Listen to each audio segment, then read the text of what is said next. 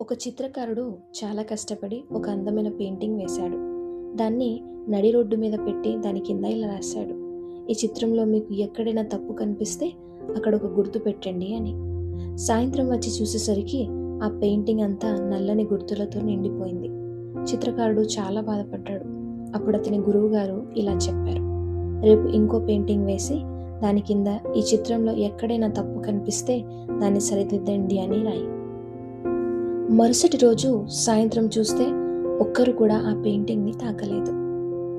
తప్పులు వెతకడం అందరికీ తెలుసు, కానీ దాన్ని సరిదిద్దడం ఎవరికి తెలియదు.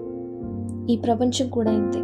నువ్వు ఏం చేసినా తప్పులు వెతికేవారు 100 మంది ఉంటారు, కానీ నీ జీవితాన్ని తీర్చిదిద్దేవారు మాత్రం ఎవరు ఉండరు.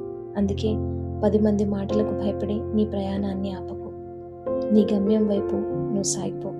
వీడియో నచ్చితే లైక్, షేర్ అండ్ సబ్స్క్రైబ్.